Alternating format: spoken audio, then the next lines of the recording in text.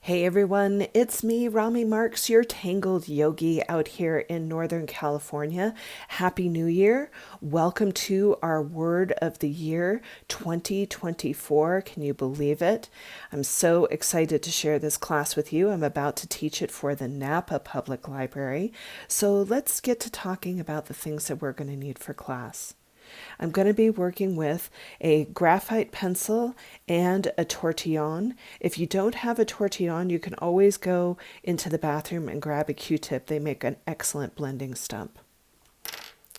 I'm going to be working with a Micron PN pen, but you can use your favorite Tangle pen. I will be working with the Sakura Jelly Roll Gold. This is a really nice gold pen, but you can work with whatever gold pen you like. I have a white Sharpie that I'm going to be using for highlighting at the end of class, but if you have the Sakura white Jelly Roll or the Uniball, that will work just fine. You know me, I'm a Prismacolor pencil girl, but you can use whatever color pencils you have in your stash. But these are my favorite. I do like the Prismacolor Premiers. They're, for me, the best color pencil on the market. You can see that I've got my 4.5 by 4.5 inch tile that I'm going to be working with today. And that is one of my favorite sizes to work with because it just gives me a little bit more freedom to spread out on the page and have some fun. All right, with that said, let's get started with our Word of the Year 2024. So many of you know that I like to do a little centering exercise before we actually get started with class. So let's go ahead and take a comfortable seated position in our chairs here. Allow your spine to grow comfortably tall and let your shoulders melt down away from your ears here. And if you're okay with it, you can allow your eyes to close for a moment and just let your attention come to your breath. Noticing your breath as you inhale and noticing your breath as you exhale. Nice deep breath in and exhaling with a sigh. One more time, nice deep breath in and exhaling with a sigh. And let's just stay with these nice deep breaths for a moment here. And as we breathe, thinking about a quality that you want to bring into your life this year. Maybe there's been something that you've been wanting to manifest. So it could be adventure, it could be self-care, could be love, could be many different things. And if nothing is coming up, that's fine too. So just leaving yourself open. Taking in a nice deep breath right here. Slow exhale. And then when you're ready, wiggling in your fingertips and your toes. And if you have your eyes closed, you can gently blink your eyes open. And in this next segment, we're going to talk about picking your word of the year. So you can see I've got a list of words here on the screen, and this is just to help us along with the idea of coming up with our word for the year. Now, if you already have your word of the year, you can just kind of sit with this for a moment, or if there might be a secondary word for you, you can, continue to kind of look over the list. It's kind of, tricky to pick your word of the year, and so the way I do it is I look at the list, and if something jumps off the page at me, I'll just write it down really quickly and then I'll move on to the next line and see if there's something else, and then the next line and see if there's something else, and then the next, until I've had a chance to look through the list. And then as we're creating today in class, just see if one of these words is really, really starting to resonate with you, that it feels authentic and something that you want to bring into your life. The word of the year is really a quality that you are wanting to bring into your life. And so by placing it inside of a Zentangle, it's almost like maybe an affirmation of that quality that you're looking for. So take a moment, look over the list, write down a couple of words, and remember, you don't have to do any of this. You can just decide that you want to do the butterfly, and then your word of the year may come later too. Okay? All right, so have fun, and let's get started with our word of the year class. So let's begin. I'm going to go ahead and pick up my graphite pencil. I happen to have a number 2 Zentangle pencil handy here. And what we're going to do is we're going to start by using our tile. You can see that I have a 4.5 inch by 4.5 inch square here. And I love working with this size tile because for me, I feel like it just gives me a little bit more space in which to work. So I'm just going to start the regular old-fashioned Zentangle way by putting my dots in my corners here, and then I'm going to play connect the dots, and you can see that I'm just taking my time and connecting my dots, and I've got a little wiggle and wobble in my line today. Had a little bit of too much iced tea with lunch.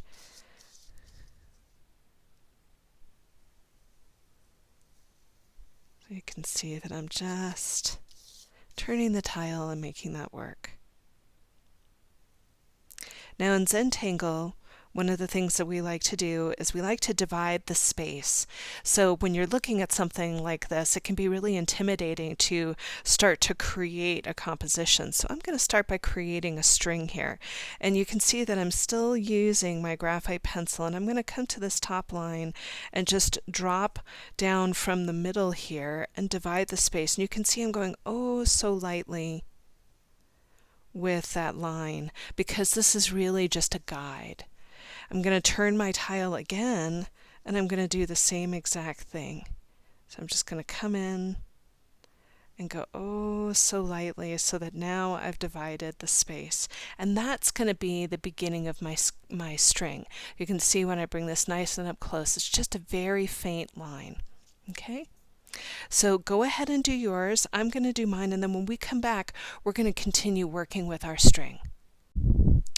Now for this particular class, we're going to be doing something that I really love, and that is we're going to be having a space for our word of the year. So what I'm going to do is I'm just going to turn my piece on its side here. I could have done it either way, it doesn't really matter. And you can still see that I have that line that's going down the center. I'm going to come out about 1/4 inch, and I'm going to make a little dot. And then I'm going to come the other direction and do another dot. And then what I'm going to do is I'm going to aura this line that we have here. So I'm just coming in, and aura means that I'm doing an echo line of the line that came before it. Okay? And then I'm going to do that on the other side. And you can see there's still a wiggle and wobble in my line. That's fine. We like things that are handmade, right?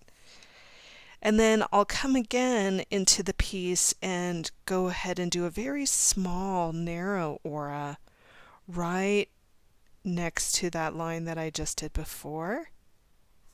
And then over on the other side. So this is going to be the way that we end up doing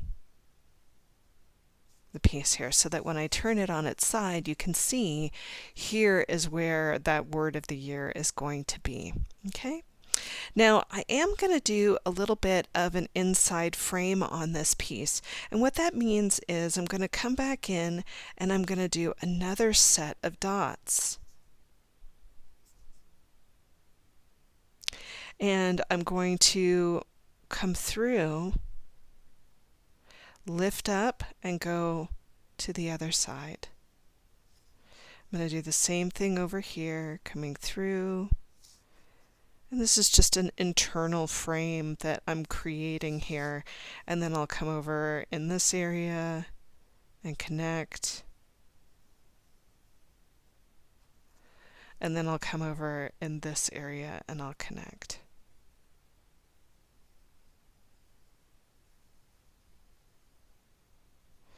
So So you can see there we have our string.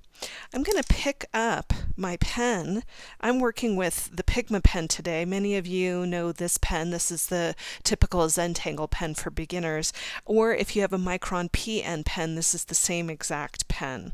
And so what I'm going to do is I'm just going to go ahead and I'm going to start by just doing the outside border here. So you're going to just see me go ahead and ink over my outside border. I'll turn my tile to make it work.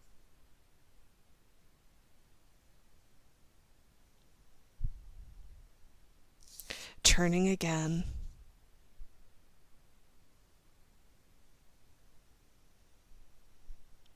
And one last time right here. Now I'm not going to ink in my internal frame yet.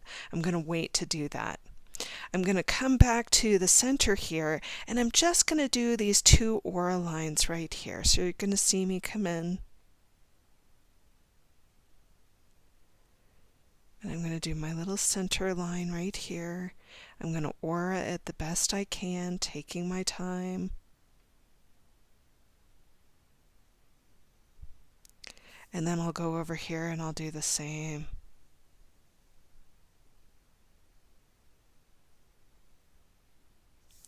Coming in, nice and slow. So that you have a string that looks a little something like this. Okay, so go ahead and do yours. I'm going to finish up mine, and then when we come back, we're going to start in with that butterfly.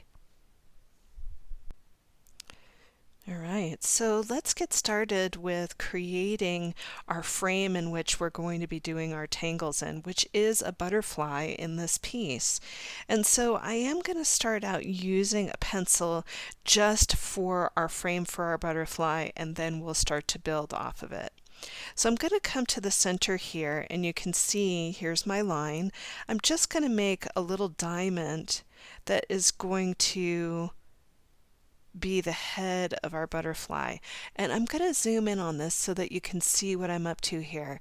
I've just made a series of 4 dots, and this is going to be the head of the butterfly. So all I'm doing is just connecting my lines to my dots here. Okay?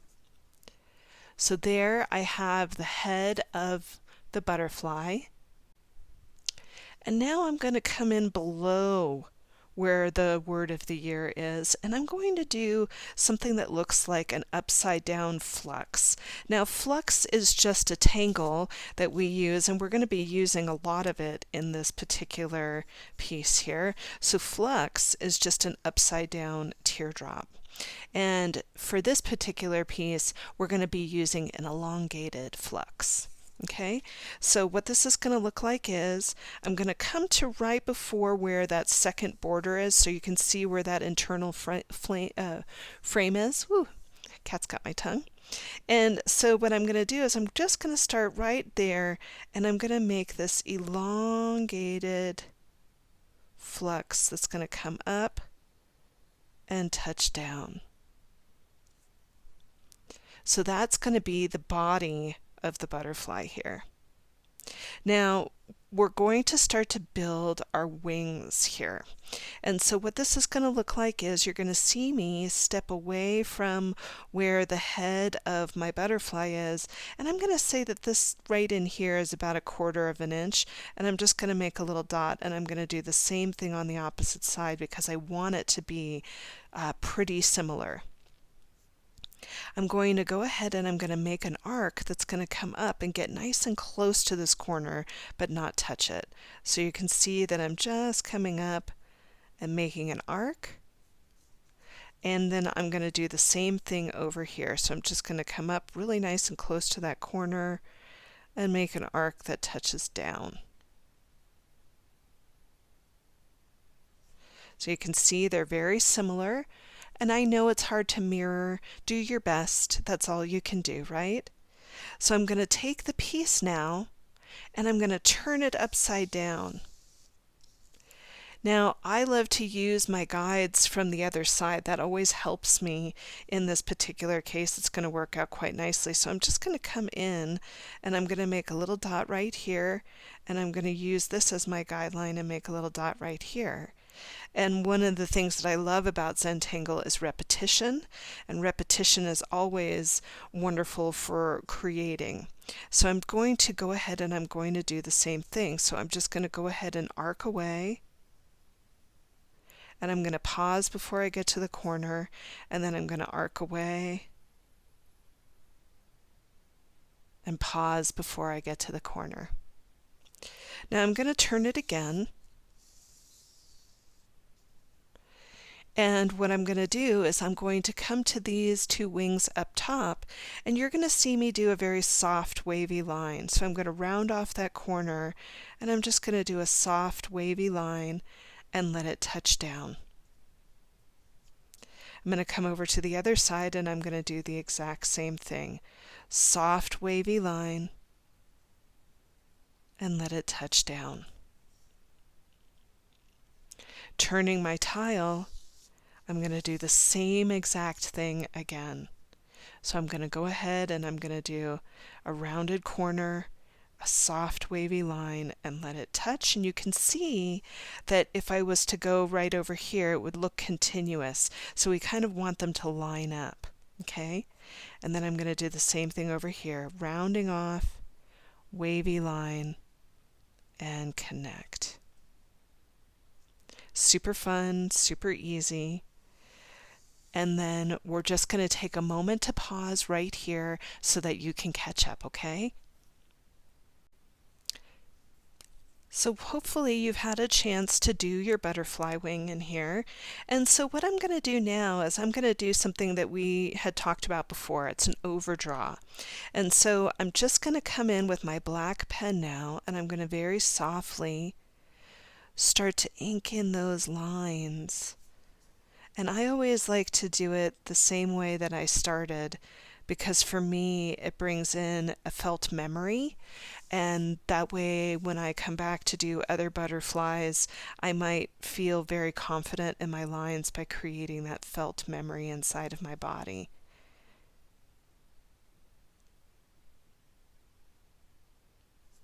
I'm going to turn the tile, and then once again we're going to do a nice soft wavy line and a nice soft wavy line. And coming over to the opposite side here, soft wavy line, and once again. Coming to the center of our piece here, I'm going to go ahead and I'm going to ink in the diamond.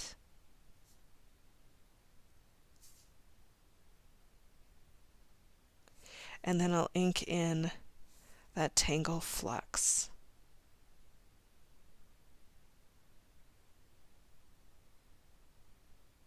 Now since I'm down here working with flux, I'm going to go ahead and I'm going to do an aura around it. And that aura is just to help me to give this a little bit more interest. So you can see it's a nice narrow aura coming right underneath the tip of it, and same thing over here. And you can see that it's gone through that second border, which is going to make it really interesting. Now I'm also going to go ahead and I'm going to do an aura around the wings of each butterfly. Now you're going to see me do it just with ink. If you feel more confident to do it with your pencil, you're welcome to do that. But for me, I feel as though I trust myself enough to come around and just go for it. So it just depends on how you're feeling today, and no judgment. Okay, I'm going to turn the tile. And I'm going to do the same thing.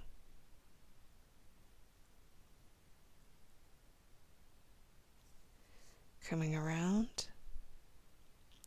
And I can't stress enough how much going slow makes a huge difference with auras. You know, when you really take your time with an aura, it shows.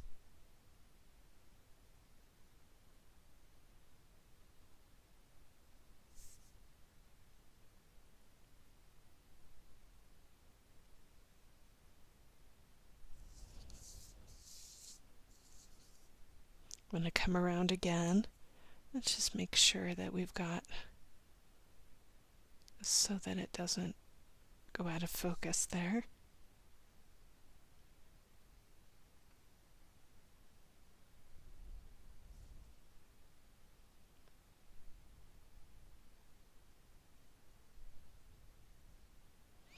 And look at how nicely that fills in the space. Doesn't that feel really nice? Now, this is such a great little template.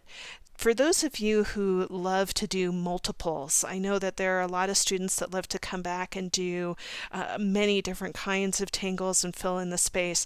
This is your template. So if you wanted to go and make a copy on your copy machine really quickly, this is a great place to pause and make a couple of these so that you can come back. These are wonderful gifts. Let's just say that you have a friend that has a birthday and you wanted to put their name inside the butterfly, you could do that. There's so many different applications for this. So take a moment, see if this is a place that you want to pause, make a few more of these, and then we can move on. So because this is the beginning of the year, we have a lot of new tanglers that come to Zentangle. And so I'm going to start off with something really super easy for this year. So we've already talked about flux, this tangle right here. And you know, flux has so many different variations to it. You can do flux where you have an aura inside of it, and you can keep on auraing if you want to. You could do just a straight up flux with a line going into it and a little bit of a dot on it. Some people really love to do flux with the tangle fescue in it, where it has a little bit of a teardrop shape, and then you do a smaller one on the side and a smaller one on the side. So there's tons of different ways that you can do flux. So what I'm going to do is I'm going to go ahead and look at my piece here, and I'm going to start in this particular wing.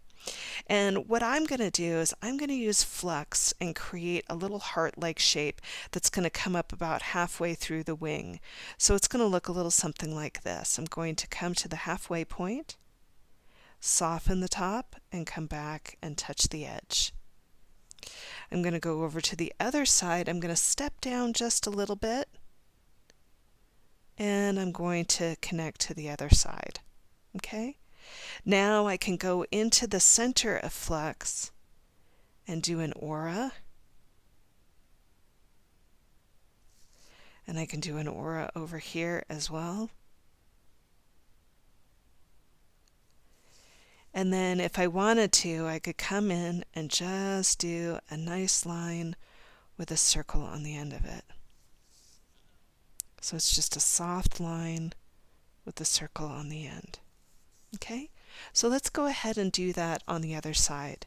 So I'm just thinking about the halfway point here, and I'm just going to come right to that halfway point, and I'm going to start to round off and touch the edge, and then I'll come over here and I'll round off and touch the edge. Once I have that, coming in, nice soft aura, line that comes up, and a circle. Coming over to the other side, soft aura, line that comes up, and a little circle. I'm going to turn the piece upside down so that it looks like the butterfly is actually flying towards me here. And I'm just going to go ahead and do the same thing here. Just about to the halfway point, arcing. Just about to the halfway point and arcing. Once again, nice soft aura. Line in the center and a circle. Over here, same thing.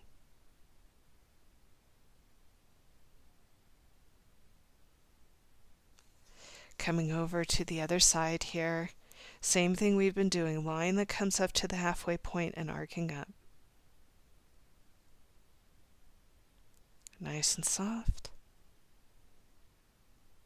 Over to the other side. Aura on the inside. Line that comes up, little circle, And once again, over to the other side, nice aura, line that comes up, and a little circle. Super, super fun, so that when we turn it around, we've already got something here. Even if you stopped right here, what a great gift this would be for somebody if you put their name in or whatever, happy birthday or, whatever you like.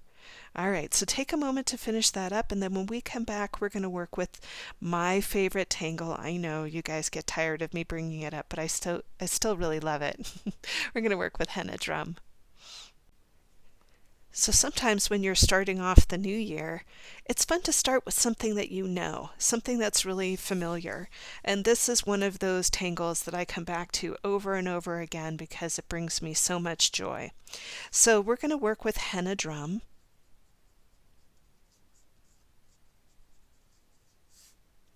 Henna drum is a really fun tangle. All it is, and I'm just going to make a little line here so that you get the idea. It's an arc.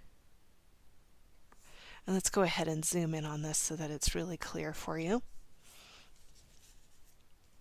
And then you have these little antennae that come off of the arc. I like to aura my antennae. And then I come over to the side and I aura again, and another set of antennae right here. So it almost looks like rays of the sun, right? So you're always connecting the internal lines, not the external lines. So you do this really kind of soft wave, and you connect. Soft wave, and connect. Soft wave, and that'll just touch the edge. Soft wave, connect, and soft wave, and connect. So that you get this really nice kind of daisy-like piece to it. Now there's a really, really beautiful tangle where they add a lot of lines inside of henna drum, and it's one of my favorites.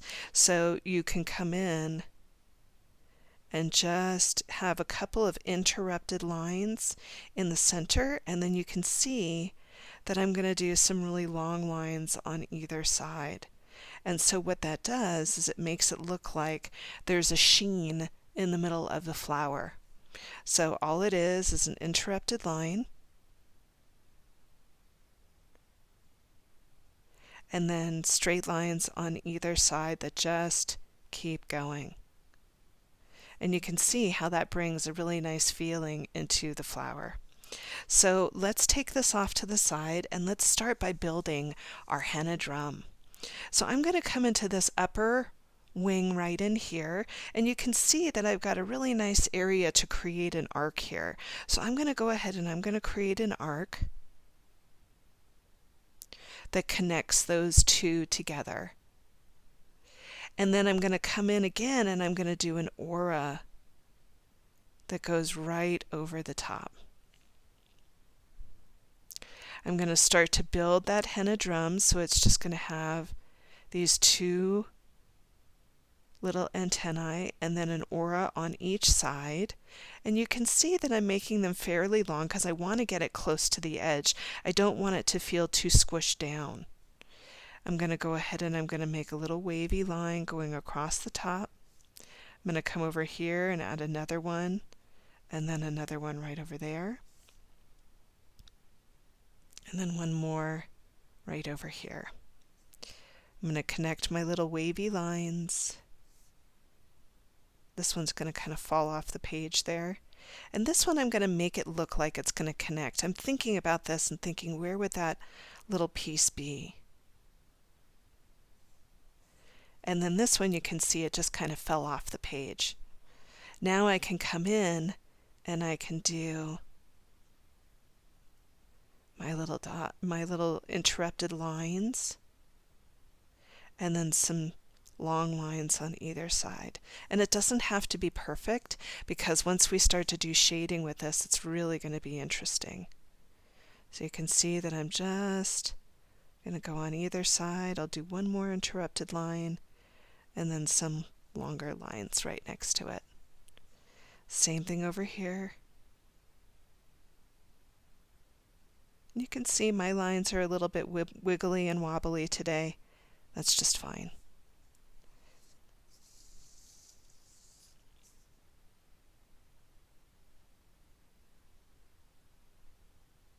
And just take a moment to notice if you've stopped breathing, to bring your breath back into what you're doing here.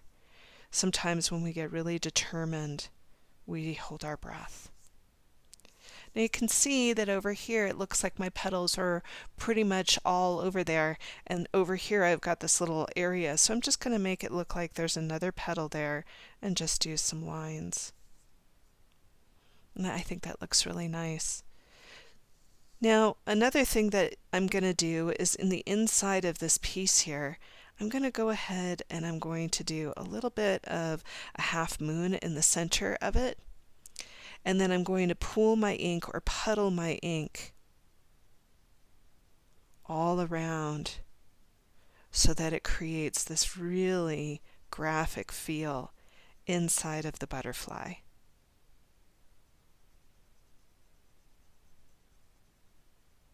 So I'm really taking my time with it, pooling my ink. Remember, the lighter you go on these pens, the more the ink flows. And look at how pretty that is. Isn't that cool? Just a little bit goes a long way in Zentangle. So let's go over to the other side and do the same thing. So I'm just going to turn the piece, and I'm thinking about how I did this last one and if I can, get close to what I did. So I'm going to do an arc, and I'm going to start from the center of each of my flecks and just do a nice arc. And then I'll do an aura. Nice and tight. And then once again, I'm going to do my little lines coming out from the center. And I have to think about this because I don't want my wavy lines to get lost. Here comes another set. And another set. And I think I can do one more set right over here. And we'll see how this one plays out. So once again, nice soft wavy lines connecting to the middle piece. And it looks like I forgot to do the aura over here. Nice soft wavy lines. Nice soft wavy lines.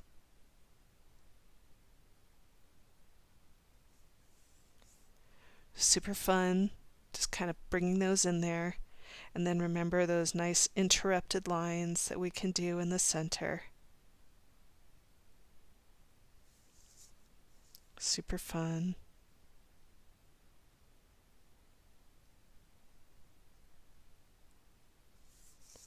Just turning the page to make it work for my hand here.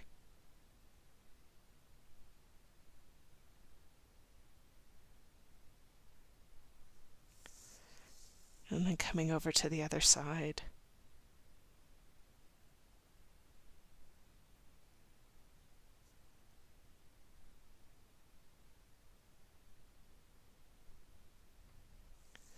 And I think I can do one more right in there.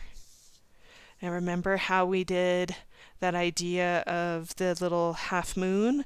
So I'm just going to put that little half moon into the center there, and then I'm going to pool my ink.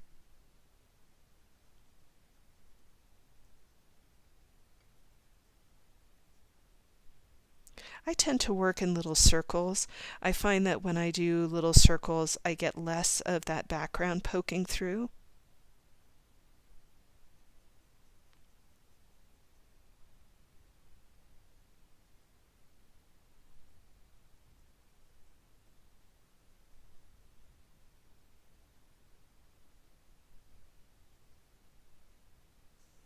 It's so pretty. I love the way these are looking. Isn't that fun? And then I'm going to go ahead and I'm going to do the same exact thing to the bottom. So you've already seen how I've done that. I'm just going to do the same exact thing down here. So you go ahead and do yours, and I'll do mine. Have fun with this. Isn't that so fun? I just love how the repetition just makes it so neat. It really has this nice balance to it, which for me, I really enjoy. So I'm going to go ahead and I'm going to introduce a couple of more tangles. Now, these are all really super basic tangles in the Zentangle world. And so for those of you who are beginners, this will be a really nice place for you to start on your Zentangle journey. So we're going to start by learning some poke root. And poke root, let me write this down. Well, we'll start with poke leaf and then we'll do poke root. How about that? So this is poke leaf. And poke leaf is literally just a stem with a little upside down happy face on it. And then you drop down a little bit in the stem and you make a little curve. You jump up and then you come over and make another curve. It almost looks like an upside down heart. So it looks like the leaf of a plant. And then poke root, which is, I'll put down here,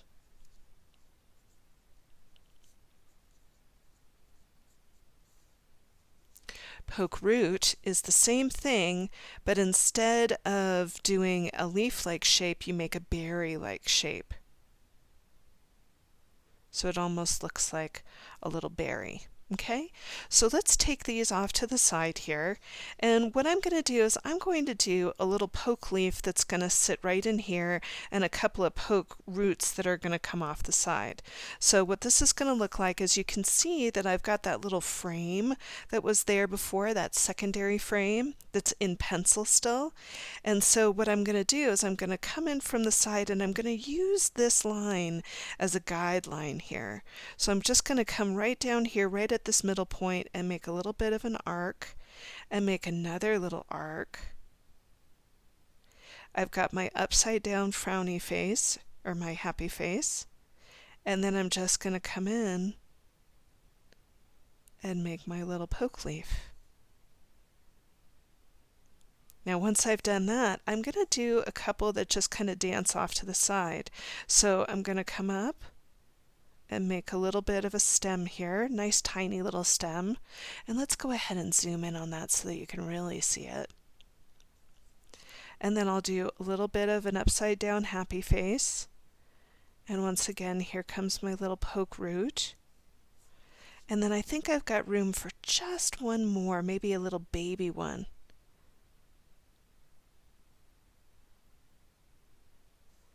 So that it really has kind of this fun feel to it. Let's go ahead and do the same thing on the opposite side. And remember, if you need to pause me, this is a good place to do it. So I'm going to use this as my little guide here, and I'm going to come in and create a little stem. And you can see that I really lined up that stem with the other side. I want them to feel balanced. Here's my upside down happy face. And once again, I'm going to come in, create my leaf, and then I'm going to drop down again. Super fun, super easy. Do a little bit of another stem right here. Little upside down happy face. Here comes my first poke root. And then I'll do another one kind of leaning over here. And we'll do that one right there. So that when I zoom out, you can see that it brings this kind of arced-like feeling. Everything's moving in towards the butterfly, which is really kind of nice. So go ahead and finish up yours. I'm going to work with mine, and then when we come back, we're going to put in our little antennae for our butterfly. So we need to have a little bit of an antennae for our butterfly here. And if you want to, you can pick up your pencil to do this if you like. And what I'm going to do is I'm going to use kind of the letter U or a V to bring in my antennae. So you're going to see me come down, swoop down and touch that little tip. And then I'm going to come back out again, just like so. So you can see that that's already started to give me a pretty nice little antennae here, and I'm just going to go ahead and create a little teardrop shape right on the edge of each of those little tentacles there that we've got, or antennae. Now I'll come again down in here and just do a little bit of an overdraw. And bring that in, and bring that in right over there. Pooling in my ink, and pooling in my ink. Now, Depending on whether or not you have a white gel pen, it really it doesn't really matter because you can always put in the eyes of your dragonfly by doing little arcs. So I'm just going to do 2 little arcs for my little dragonfly eyes, and then I'm going to go ahead and pool my ink in and around to create those eyes. Now, if you have a white gel pen, you can just ink in the whole head and then come back in with your white gel pen and put in his eyes. But for those of you who may not have one, this is a really nice trick to add your eyes. And I'm really doing this so that it has a little bit of balance with what's going on in the wing too, because now we've got those henna drums in there. I wanted the head of the butterfly the butterfly to just have that soft feel. You'll have to excuse me. I'm also getting ready to teach a class with a dragonfly too, so if I did say dragonfly, I apologize. Okay, so now we have that. We're going to start to work on the tail of our butterfly here. So I'm just going to turn this on its side here.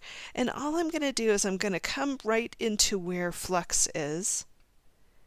And I'm just going to do these very soft arcs inside just to give him a little bit of dimension. Now, do you remember when we were talking about doing those interrupted lines in the flowers? I'm going to do a couple of interrupted arcs in here.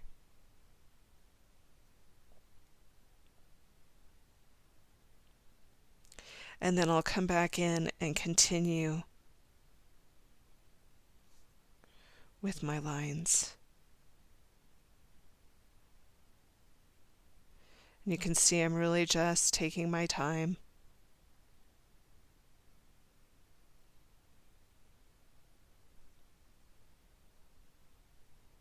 Remember, the slower you go, the more your lines will have a little bit of softness to it, so that when I turn this back up and then we zoom out, it really gives dimension, and I love that little sheen inside of my butterfly there.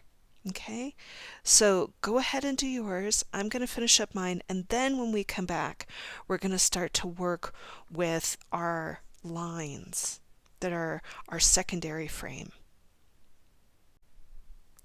So one of my favorite ways to do a frame is to do kind of an interrupted line but with dots. And so I'm just going to bring this in here, and you're going to see that it's a really lovely way to make a frame here. So let's just say that we were doing our piece here and we wanted to create a frame, and we wanted to have this kind of interrupted line that goes around. You can see that I'm going to start to turn the tile,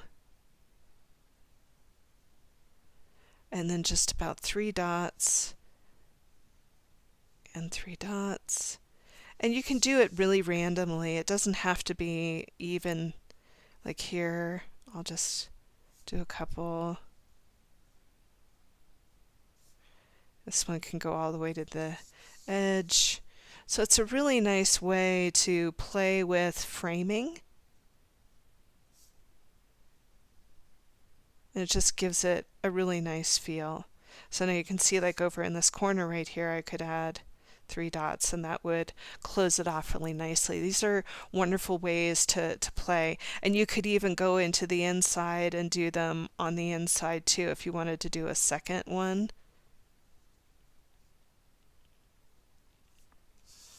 Just to play around and have some fun with it.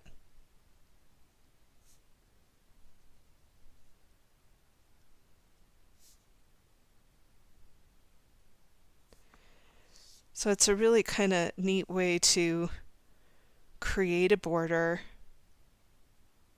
without having to do a strong line all the way around. You can see that I'm really having some fun and playing with these.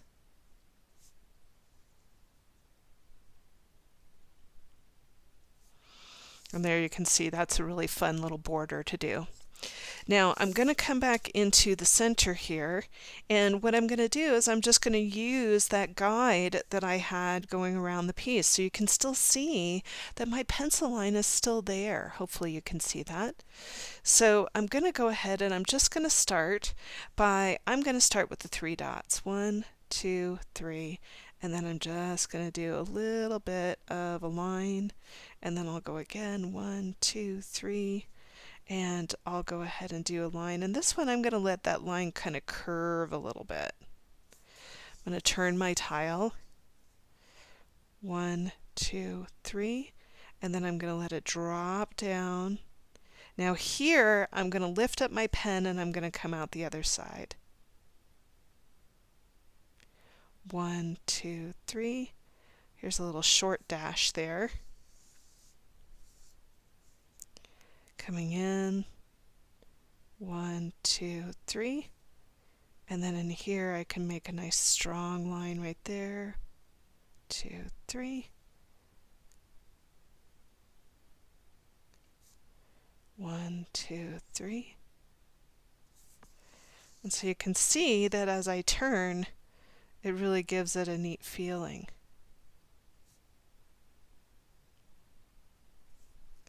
Having that second frame is really fun. And then I'll let that just come up so that when you look at it, look how fun that is with that little secondary frame. So go ahead and do yours. I'm going to finish up mine, and then when we come back, we're going to go ahead and do some color. So let's just jump right in here and have a good time with this. So I'm going to pick up a little bit of my colors for inside of the wing in here, and that way we can really just get a real splash going. So what I'm going to do is I'm going to focus on this wing, and then I'm going to set you loose on all of these other ones. Sound good? Okay, here we go. So what we're going to do is we're going to start by picking up a light green and a dark green. And the reason why I like to have a light green and a dark green is because it brings in a little bit of contrast to the piece. Now, if you're new to doing color with me, I just want you to know that each color pencil is 3 different colors. It's light, it's medium, and it's dark. It's all about the amount of pressure you're putting on the pencil.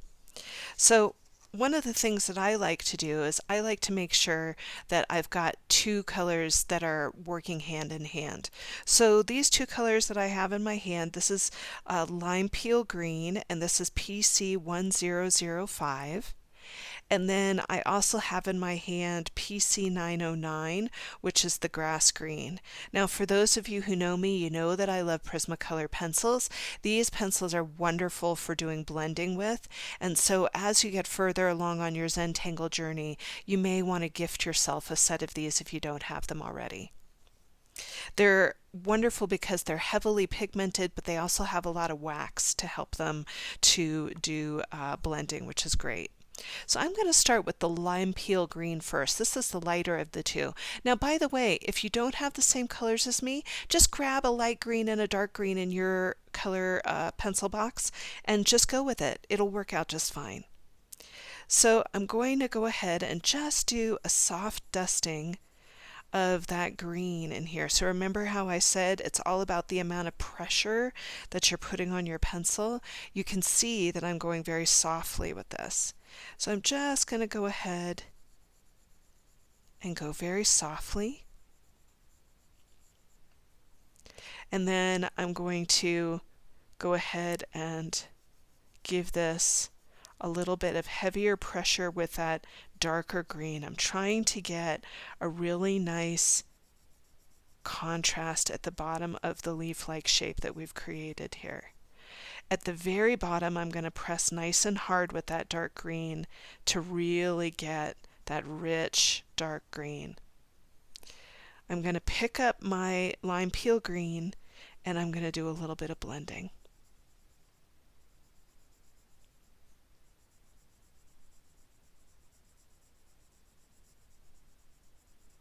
So we're going to do that nice and soft.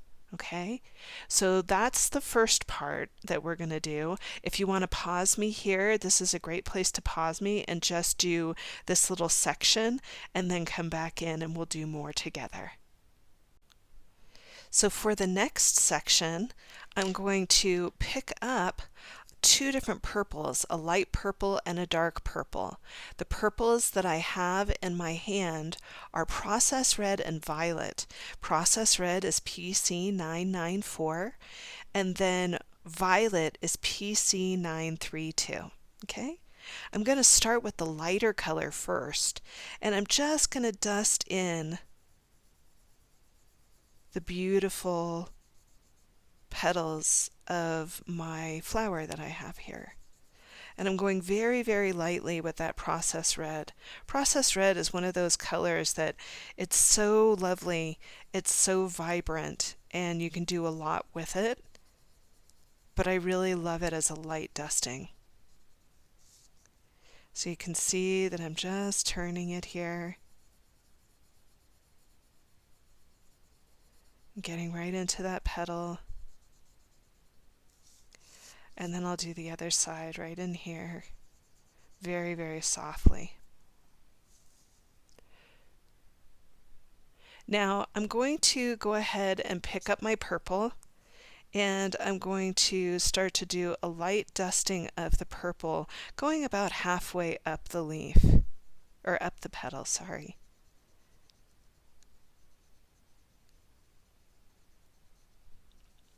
Really, really light, because the violet is such a heavily pigmented color, and these two colors work so well in concert with each other. One of the questions that I get all the time is, how do I pick my colors when I'm working on a piece? And it's really from having experience with these and playing with different colors. And so what I say to you is, if you are new to working with color, write down these color combinations and use them in other Zentangles that you do and see if they work out and give you a desired result. And then that way you'll have your favorites that you can go back to, really nice color combinations. You can see that I'm pressing a little bit harder now with that violet to give me a really pretty kind of vibrancy right around the center. So once I have that, I'm going to pick back up that process red, and I'm just going to blur out the edge of where the violet is meeting the process red.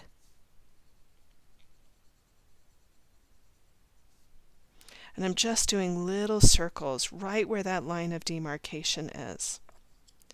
Now, one of my favorite things to do is to blend my colors, and I love to use white to do my blending. Now, in the color pencil set that I have, it is PC938. This is the white from Prisma. And so all I'm going to do is I'm just going to make sure that there's no other colors that are on the tip of this pencil here. And I'm just going to go very softly and do a little bit of a blend right on the edge of where the petal is.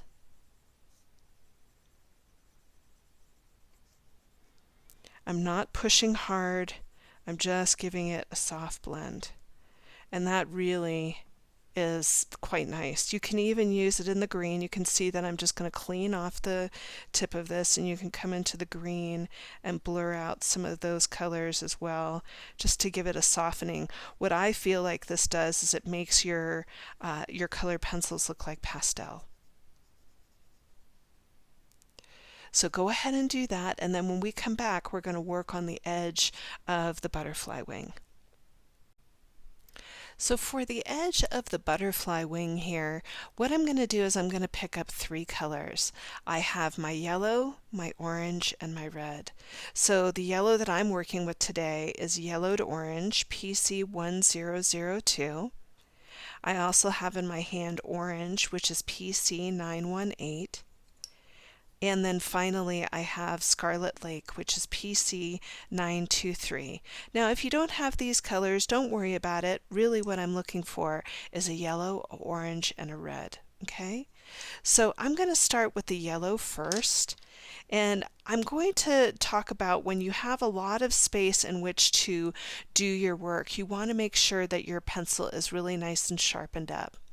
So I'm going to be working on the side of my pencil here, and you can see the way that I'm holding my pencil is I'm really far back, and this is going to give me a lot more freedom to work with the pencil. So I'm going to lay the side of the pencil down on the page and just rub the lead into the side of the page. And what this does is it starts to create this very soft mist of color. And you can see that it's pretty efficient to lay down that color. Now what I'll do is I'll come back in and just dive into these little spaces in between, just to give a little bit of depth around that flower. Once I have that, I'm going to pick up my orange and I'm going to start to add a little bit more depth. I love to layer colors. I think layered colors look more rich and interesting than a flat color. So I'm going to take that orange and I'm going to start to just do a soft dusting around the flower. You can see that I'm working in little circles here, and I'm just going to let those start to dive down as well around the petal of the flower. You'll notice that I'm still leaving some of that yellow out there.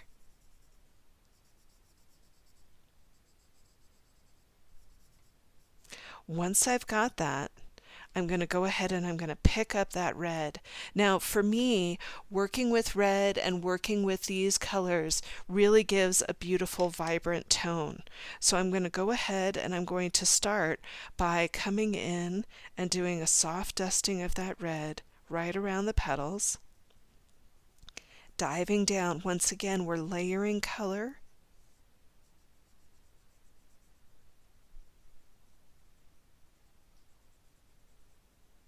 And working around.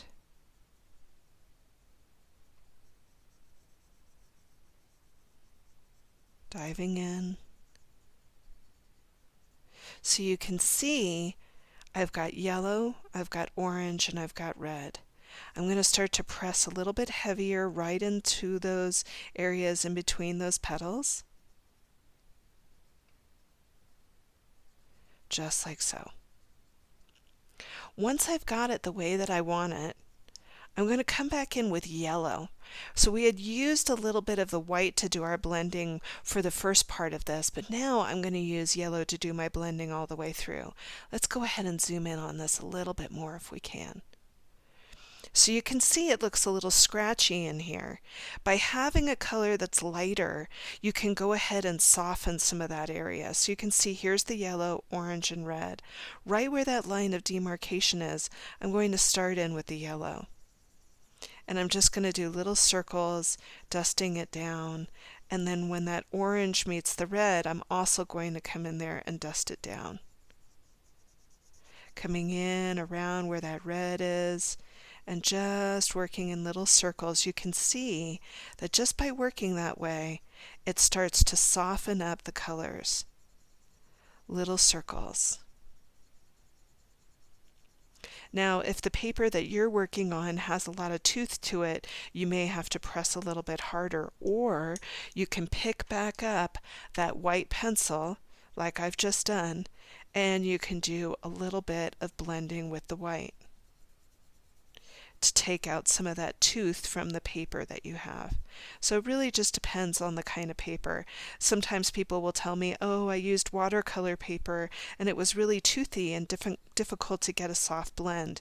You really always want to have nice, soft, kind of smooth paper when you're working with color pencils. At least that's my opinion. Now remember, there's more than one way to do this. Now you can see that I've come back in with a little bit of that red, and I'm just going to do a soft dusting to get a little bit of that intensity back in there. But that's really it. That's all that I did in each of these little wings. So now you know how I've done it, and you can go around to each one and just focus on those. Have some fun with this, okay? So you can see that just by doing that same repetition of colors, it can bring in such a beautiful composition. Really just look at that butterfly. It just wants to fly away, I think. So let's go ahead and keep those greens around. And what we're going to do is we're going to come into our poke leaf here. And so let's go ahead and zoom in on poke leaf. And I'm going to start with that lime peel green first. This is PC1005. And all I'm going to do is I'm going to do a little dusting of that lime peel green in here.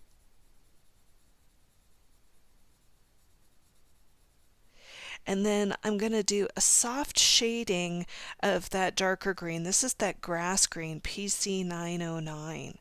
And all I'm going to do is just do it right on the side here. Soft dusting.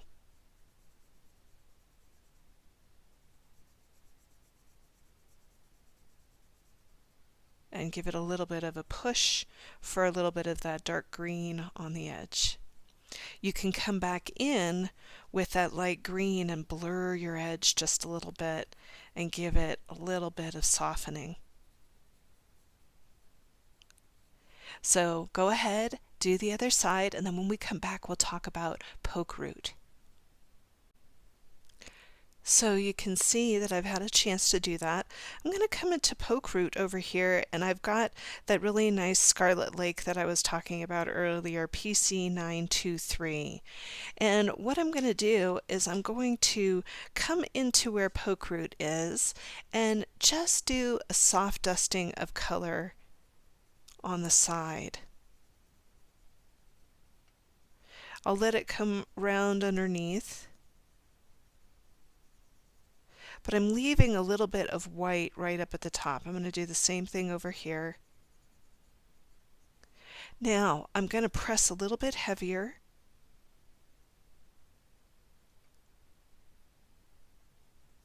And a little bit heavier over here as well.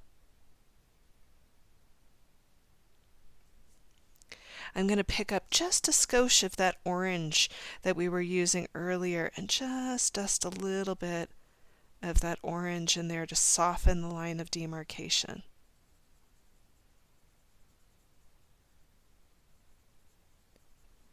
If you want to pick up some yellow, you can pick up some yellow and use that to blend out that area in there just to give it a little bit of softness. So if your paper is toothy, this would work out really well. And you can see that that really brings a nice softness into poke root. I'm going to do the same thing over here on the other side. You go ahead and do yours. And so, even if I left it just like that, I think it would be really fun. But I love to see color in the background. And so for me, I feel like it just adds that little bit. So I'm going to be working with two colors in the background here. And one of my favorite colors in the Prismacolor set is the parrot green. And I love this green because it almost has an aqua-like feel to it. Now, if you don't have parrot green in your Prismacolor set, you can use the light aqua, which is PC992. But you can see these two are very, very close in their color scheme here.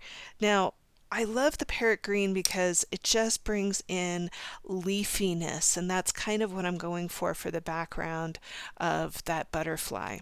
So once again, parrot green is PC1006, and then I'm also going to be using a little bit of that yellowed orange in the background. So remember how we talked about how when you're doing large spaces of color, you want to work on the side of the pencil, and the pencil needs to be fully sharpened in which to do that. So you can see that it's ready to go. I'm going to hold on to the pencil far down, and all I'm going to do is I'm just going to do a little bit of soft circles on the side of the pencil. Really, really soft. All you're doing is just rubbing the side of the pencil into the page. Now you'll notice that I'm not going past that second frame. I'm leaving it on the inside. So you can see that it's just going through, working on the side of the pencil And you can see that by doing that, I can fill the space rather quickly.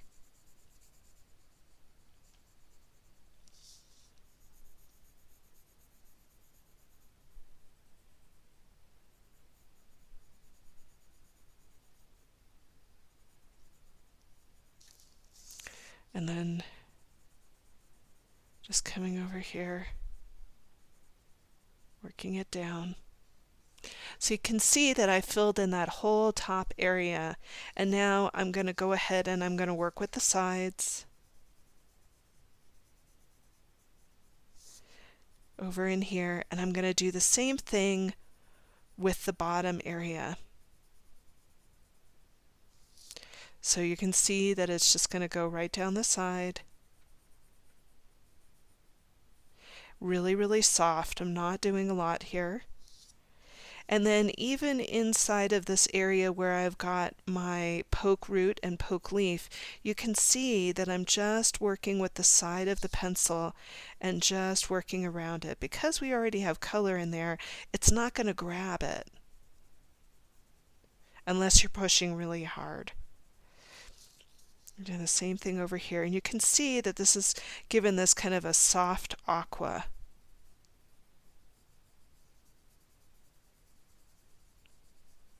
So we've got this really pretty foundation of color in here. Now what I'm going to do once I get this little corner done is I'm going to start to press a little bit harder with that pencil and create a shadow around our butterfly. So you can see that I'm changing the way that I hold the pencil, and I'm going to give this a medium pressure. So there is a method to my madness here. When I talk about how much pressure you're putting on a pencil, you can see that just by adding a little bit more pressure and creating a little bit of a shadow, it takes a pencil that was doing one thing and has it do another. And so, people say to me all the time, "Oh, Rami, I have a really, limited pencil set." And I always say to you, you're not that limited. Each pencil is 3 different colors. Really just use it to the best of your ability.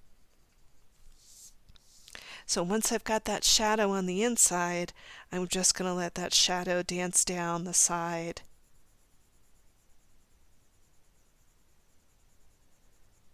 You can see that it's moving along.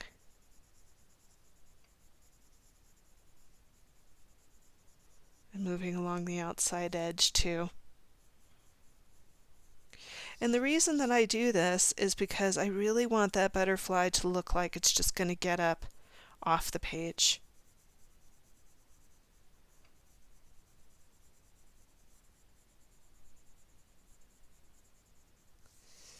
And then you can let it roll down the side of the body here. Same thing over here.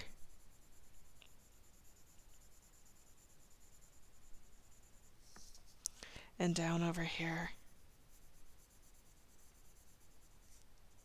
Just dancing around the edge of the butterfly in here. You can see that I'm turning the tile to make it work for my hands here, so you're not contorting yourself for your art piece. Make it work for you. That's why I love working with these tiles.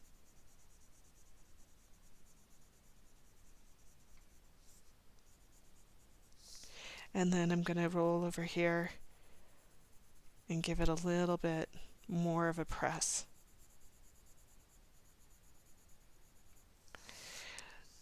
So you can see now I'm going to start to just work along the black line. I don't know if you can hear this or not, but we have a lot of dogs in our neighborhood and they are all howling right now.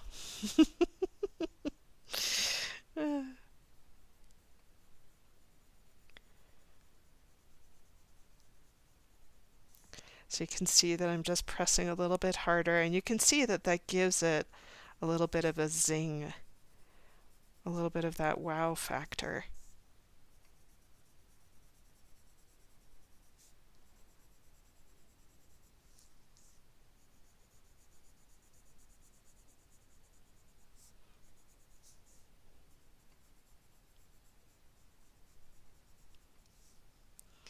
So I'm really loving where this is going with this. So just giving it a little bit more right on the side. And you'll play. You'll see what really works for you. I like to have a little bit of a shadow around the head of the butterfly in here.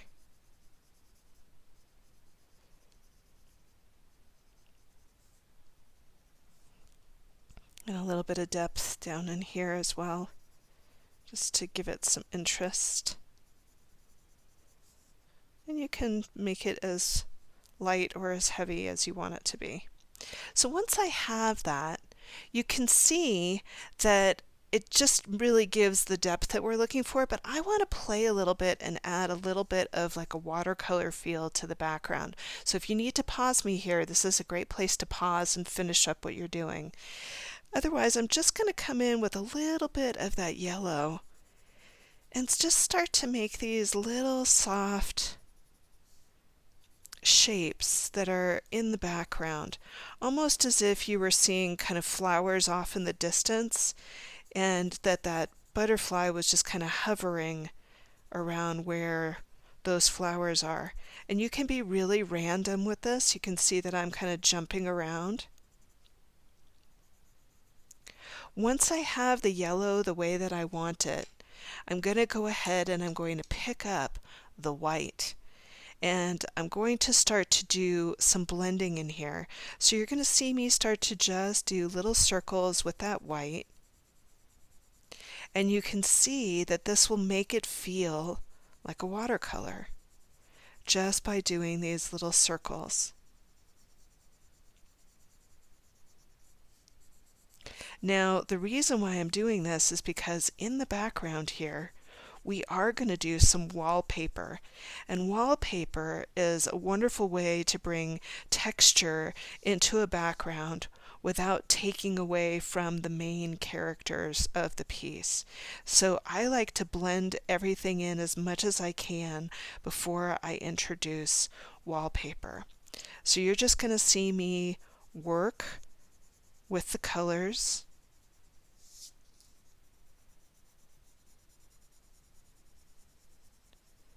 Little circles. And then I'll do the same thing on the bottom. So just a really nice softening. So go ahead and blend all yours in. I'm going to work with mine, and then when we come back, we're going to do a little bit of wallpaper. Have fun with this, okay? This is one of my favorite parts of doing Zentangle. So one of my favorite Zentangle tangles is called Kiko, and Kiko is wonderful for doing wallpaper. So it's called Kiko, and Kiko is just a series of lines. Let's go ahead and zoom in on this here. So you could have Kiko starting with like 1, 2, 3. And then you could go over here and go 1, 2, 3. And then if you wanted to, you could turn Kiko on its side and then keep moving Kiko around and just keep playing with it. So like here, I could do some Kiko and close that off. And then let's just say I wanted to come over here and do Kiko, and then here, and then over here. So what it does is it creates this kind of patchwork that's really, really fun. Let's just say I was going to come over here, and maybe I could do one more in there if I wanted to. So really, Kiko is all about moving your lines around and having fun with it in all different directions. You could even go on the diagonal. It's just about playing with your lines. There's no real rhyme or reason with it. It's just good fun. Okay, so what I'm going to do is I'm going to take Kiko and I'm going to put it in as my wallpaper in the background. So let's go ahead and just pick up our pencils here. Now, to do wallpaper, you want to make sure that your pencil is really well sharpened up. For me, I just find that it really helps with creating that beautiful thin line. So I'm just going to start with Kiko right in the corner here, and I'm just going to start by going 1, 2, 3. And you could see that it had a little bit of a pressure issue there, but it's okay now. So I'm going to go over here and I'm going to change my direction here. 1, 2, 3. So I'm using the same color that I did in the background. This is that parrot green. And I'm just moving my lines around. And what I love about this is that we can go right over where the antennae are, and it doesn't take away from the antennae.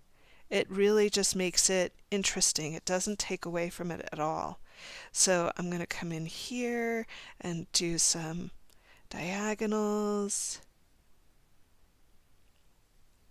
And then I'll come over here and maybe do a set over here, maybe some in here, some over here. And what I love about this tangle is that you can really goof off with it, and it just creates this beautiful texture in the background, which I think is really lovely because, you know, a butterfly would be in a really textural kind of place.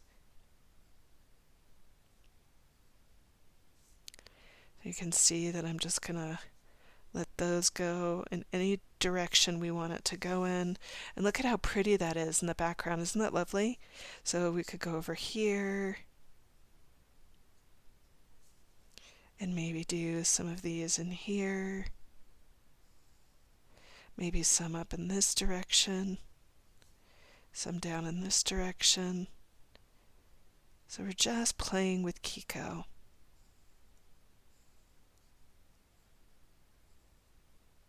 For our wallpaper.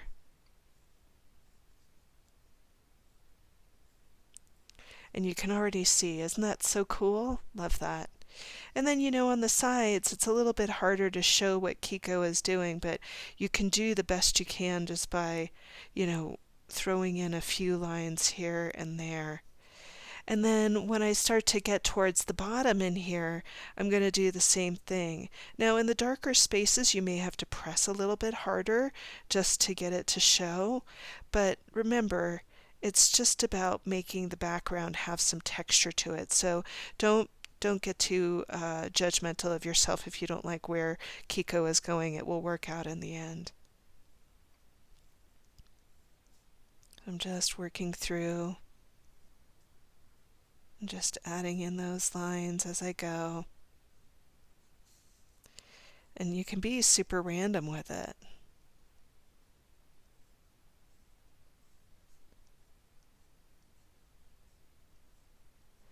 Isn't that so cool? I just love the way that that works. There are so many great tangles that you can use for background in wallpaper. You've seen me use a lot Printemps, but I really love to use Shattuck also in the background. These are all really great tangles to work with, and Kiko is also one of them that I really love to work with as well. So that when I zoom out, now look at how cool that background is. I know that when it's up close, you think, oh my God, I'm making a mistake. But then when you zoom out and look at it, it really has this beautiful texture that makes the piece so interesting. So go ahead and work on yours. I'm going to finish up mine. And then when we come back, we're going to work with a little bit of graphite and we're going to put in our word of the year. So let's take a moment to think back on that word that we started with. And there could be a couple of words in there that are really speaking to you. And so I just want you to think about the word and then let's bring one forward that you want to work with. So I'm going to be working with my word of the year here, and we're going to just take a moment to talk about lettering. And I do apologize for the sound change in the video.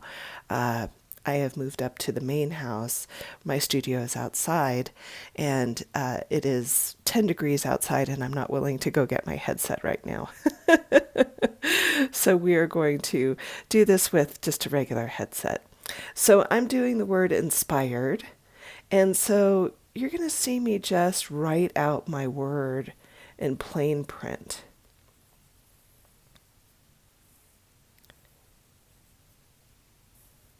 And so when I say write out, I'm really meaning draw out. You can see how slowly I'm going with it. Now, you've seen me do this in a couple of other videos. So for this particular video, all I'm doing is just adding a little bit of weight to the back of each of these letters. And I'll talk about the curved letters in a minute. But what I'm doing is I'm just going in and doing a little bit of weight on the back of each letter. Now when I get to S, let's go ahead and come up to this, and really it's just kind of a soft curve that you're creating in here. And you can see that that creates a little bit of depth on your word. Now it could be that your word is love this year, or hope. Let's get that on screen. And so just for, the sake of seeing what this looks like, all I'm doing is just adding a little weight. And then on the O's, just giving it a little bit of a curve on the inside. So you get the basic idea of these letters. Now, in this E, I did add the line, but in this one, I'm going to come back in and do a little circle just to make it kind of interesting. So that's my word, but you may have a different word, and I'm hoping that you'll get the idea of the lettering. Now, what I'm going to do is I'm going to come back into our piece here, and I'm just going to slowly kind of think it out. So what would this look like?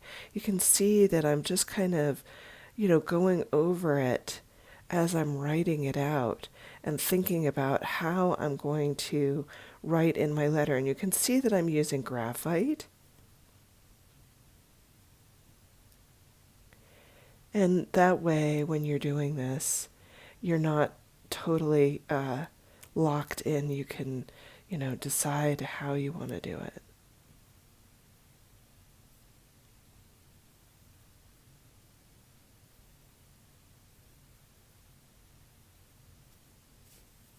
You can see that I'm just bringing in that last letter here. And I think that's going to work.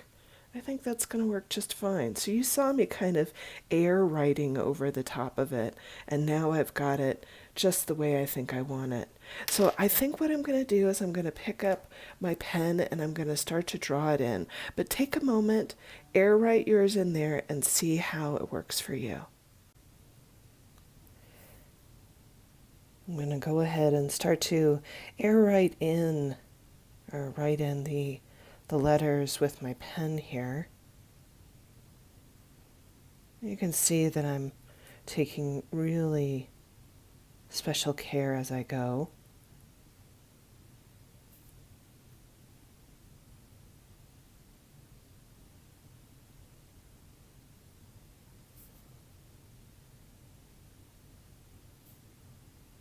Working my way through.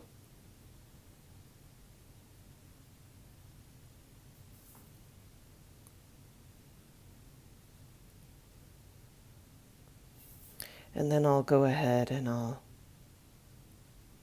start to add that weight on the back end of it.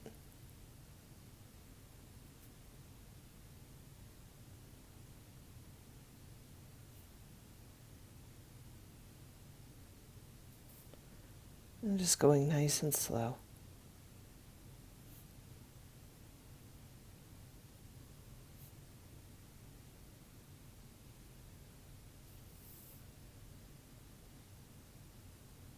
And then when I'm ready, I can go ahead and add in that circle for my E. So there's my word of the year. Now, what I decided to do with mine when I did my piece is I got a gold pen out. And I love these gold pens. These are made by Sakura. They're the Jelly Roll Metallic Gold.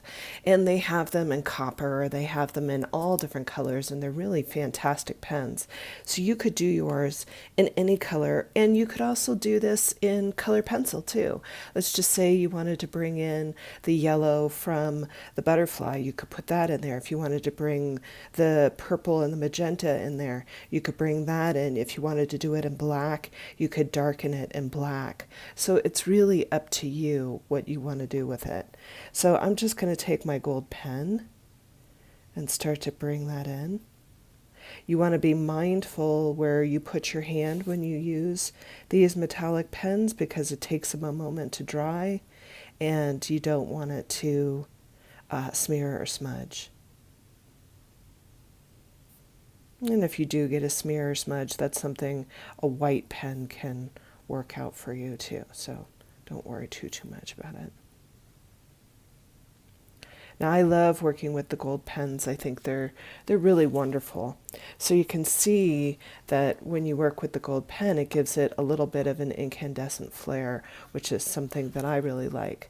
So go ahead and finish your word of the year, and then when we come back, we're going to do just a little bit of shading around the piece. Okay, so I've picked up my graphite pencil and I've picked up my tortillon. A tortillon is just a wonderful blending stump. I love these. These are really great. This one happens to be a number 2 and I like this very much. Now, if you don't have one, just go ahead and grab a Q-tip out of the bathroom. They work so great for doing shading. So what I'm going to do is I'm just going to come in around the piece and start adding in a little bit of graphite. And I'm going to start right here at the bottom end of the butterfly here. And you can see that I'm just going very, very lightly with the graphite on one side. And let's go ahead and zoom in on that. And I'm going to use a little bit of the tortillon and just blend it out. And so what this is doing is it's just giving a little bit of depth to the body of the butterfly. If you wanted to come back in and give this a little bit of a heavier press, you could come back in and just give it a little bit more and blend it in just a little bit. So already you can see that's given this a little bit of dimension here. Let's take that same idea and come up to where our flux was that we were working with. And I'm just going to blend that out with my tortillon.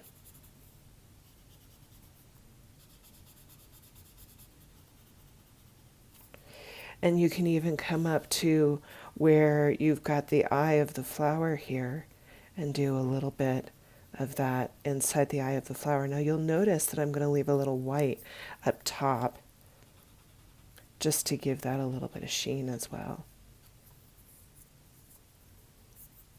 And then you can also just, let's see here, I'm taking a look at everything that I've got on the page.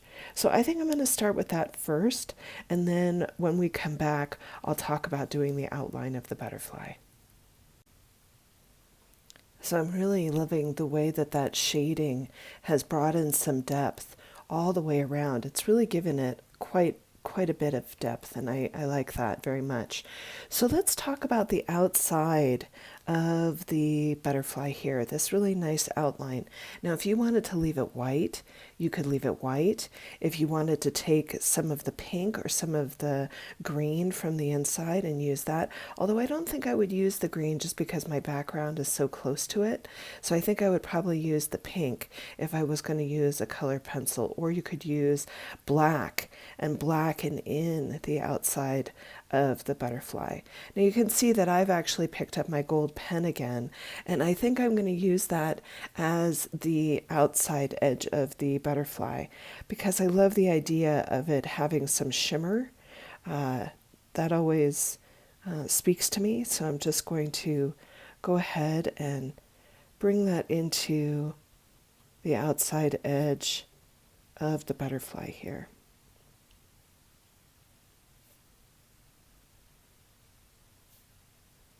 And you can see when I pick this up that it really gives it a really nice shimmer, which I think is really nice.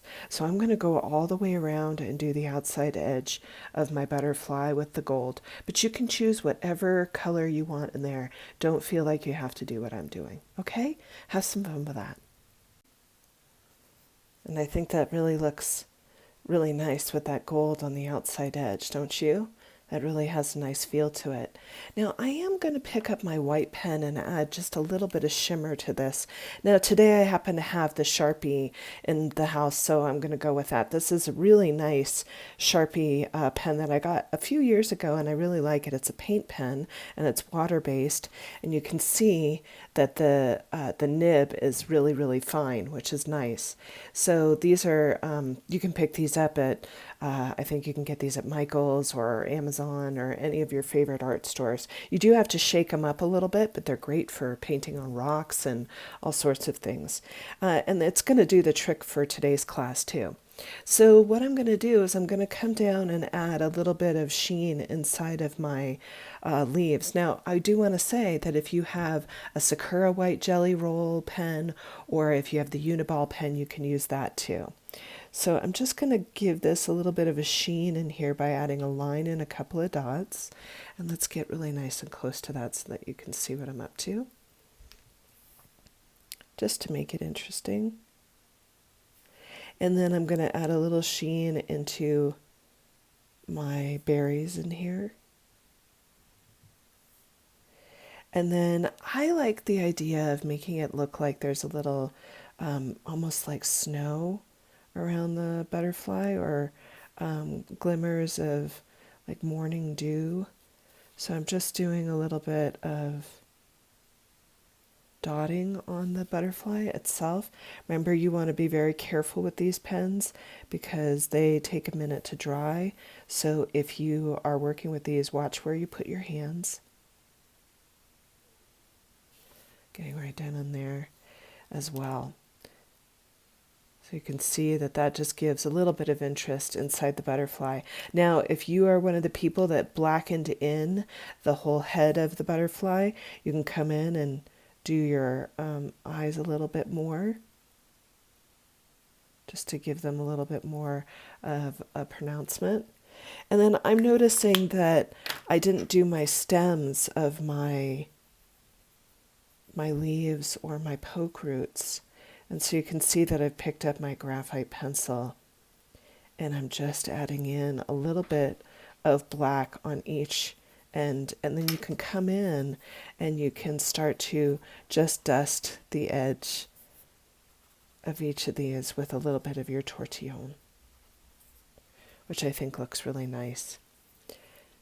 And then finally, I think I'm going to go ahead and pick up my black pen. This is the pen that I've been tangling with.